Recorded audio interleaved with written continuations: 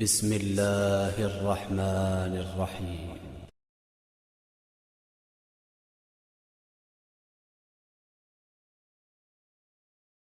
Saudaraku seiman, Allah Subhanahu wa taala berfirman, dan ini pasti tidak akan luput dari lisan setiap dai pada saat menyebutkan tentang keutamaan Ramadan. Surah Al-Baqarah surah nomor 2 ayat 185. A'udzu billahi minasyaitonir rajim. Bismillahirrahmanirrahim. Ya ayyuhalladzina amanu. Hanya orang-orang beriman yang dipanggil. Hai orang-orang beriman. Kutiba alaikumus siyamu kama kutiba alal ladzina min qablikum. Telah dibuatkan untuk kalian program berpuasa dengan rangkaian ibadah-ibadah yang lainnya, sebagaimana telah dibuatkan untuk orang-orang sebelum kalian. Yang kita perlu garis bawahi akhir ayat yang merupakan target utama, la'allakum tattaqun, agar kalian mencapai tingkat ketakwaan. Allah Subhanahu wa taala menyebutkan tidak kurang dari 226 ayat masalah takwa dalam Al-Quran. Semuanya menyebutkan keutamaan. Dan kata ulama, tidak ada satupun perintah Allah Subhanahu wa taala yang mengalahkan jumlah banyaknya perintah seperti takwa ini. Allah menggabungkan misalnya dalam surah At-Talaq, manfaat yang didapatkan kalau kita bertakwa yang merupakan target utama dalam sisi spiritual atau keimanan dari Ramadan.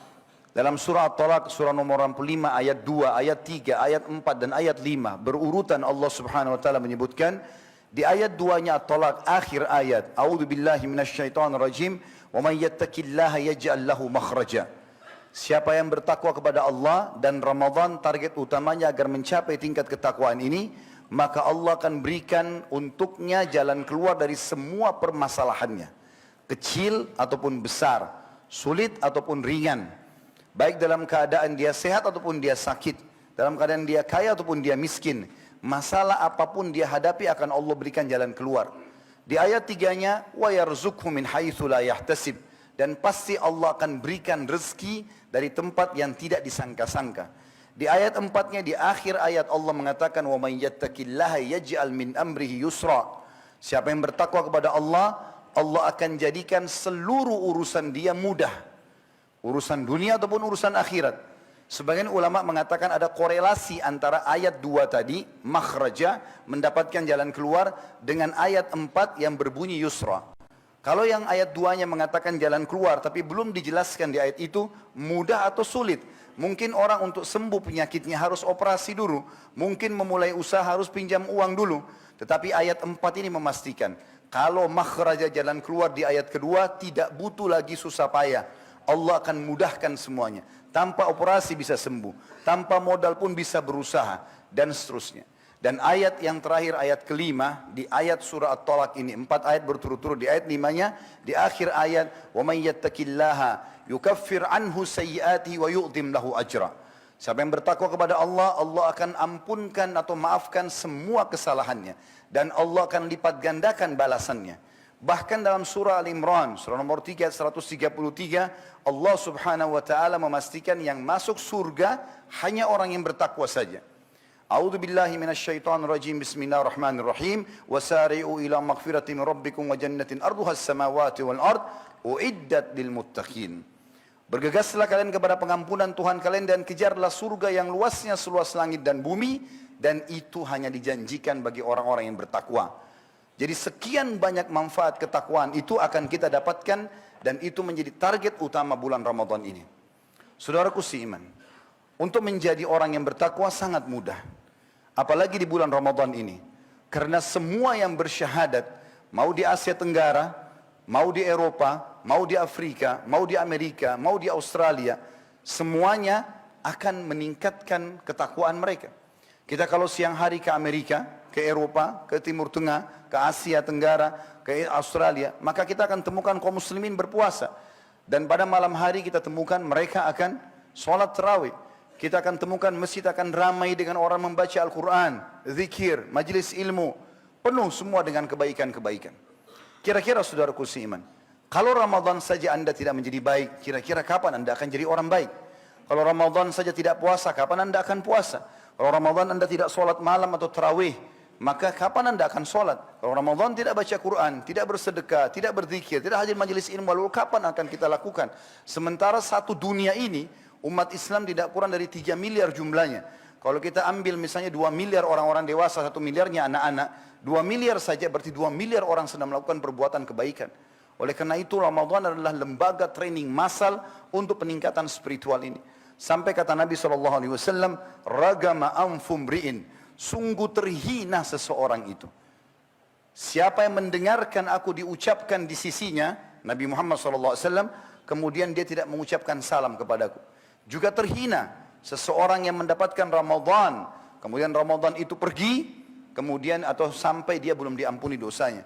Dan juga terhina orang yang mendapatkan kedua orang tuanya, dan akhirnya kedua orang tuanya meninggal, tapi tidak sempat memasukkannya ke dalam surga. Kalau orang di bulan Ramadan ini teman-teman sekalian mengikuti program yang sederhana saja, puasanya, dan puasa adalah ibadah yang paling besar pahalanya. Salat tarawih kayak tadi dan tarawih adalah maknanya santai. Sebenarnya tarawih, qiyamul lail, qiyamul Ramadan, ya, namanya tahajud sama saja. Cuma bedanya di Ramadan diistilahkan dengan tarawih karena dalam syariat Allah diperintahkan untuk dimudahkan kita setelah ba'da isya sudah bisa salat malam. Kalau hari-hari lain mungkin kita dianjurkan tidur dulu baru salat di akhir malam. Maka dikatakan santai. Dan keduanya puasa dan salat ini kalau dikerjakan dengan syaratnya man shoma Ramadan, kalau tentang salat man qama Ramadan. Dua-duanya hadis Bukhari Muslim, imanan wa ihtisaba, ghufira lahu ma taqaddama min dzambi. Akan dibersihkan semua dosa-dosanya yang telah lalu. Asal dia berpuasa dan salat tarawih karena dua syarat. Karena keimanan betul-betul karena perintah Allah, bukan karena ajakan teman, bukan tidak enak sama atasan, sama pasangan, sama lingkungan. Ada orang, nggak ada orang tetap saya puasa, ada orang, nggak ada orang tetap saya sholat malam atau sholat tarawihnya, maka dan mengharapkan pahalanya, maka akan dibersihkan dosa-dosanya yang telah lalu. Saudaraku seiman rahimani rahimakumullah. Kalau keimanan itu sudah tertanam dalam hati dan iman ini dalam manhaj ahli sunnah wal jamaah, dia bertambah dengan ketaatan, berkurang dengan kemaksiatan. Kalau iman itu terus bertambah dan dipupuk, terutama di bulan Ramadan ini, karena memang semua orang menuju kepada kebaikan, dan banyak keutamaan-keutamaan, terutama musuh utama kita, syaitan lagi dibelenggu. Kata Nabi SAW, telah datang kepada kalian bulan Ramadan, bulan yang penuh dengan berkah. Kalau makan cukup, kalau minum cukup, waktu terasa panjang, kalau ibadah terasa nyaman. Bulan di mana dibuka semua pintu surga. Pendaftaran, iklan resmi dari 1 Ramadan sampai akhir Ramadan terbuka pendaftaran. Jangan sampai menjadi orang yang seperti melihat spanduk di depan sebuah kantor, diterima lamaran kerja, atau melihat spanduk di depan sebuah kampus, diterima pendaftaran mahasiswa dan mahasiswi baru, tapi dia hanya mengucapkan saya ingin kerja di sini, atau saya ingin sekolah atau kuliah di sini, tapi tidak pernah mendaftar.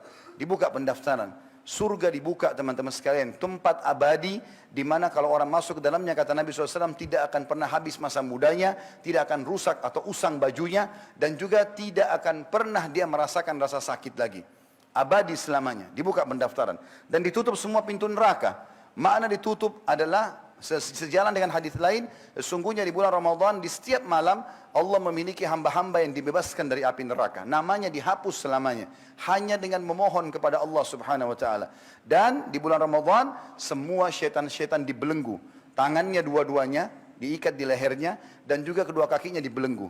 Kalau kita berlomba lari dengan musuh kita atau rival kita, sementara musuh kita dibelenggu, diikat, kita biar jalan santai pasti menang.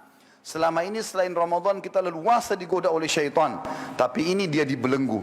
Jadi nanti setelah Idul Fitri teman-teman sekalian, jarak antara kita sama syaitan 1 bulan.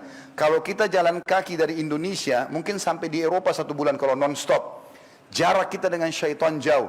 Setelah Idul Fitri, manfaat-manfaat ritual yang sudah kita lakukan dari puasa, dari baca Quran, dari zikir, dari majelis ilmu, dari sholat tarawih, diterapkan kembali seperti mobil tinggal diinjak gasnya. Dan jangan menjadi seperti orang-orang yang bodoh.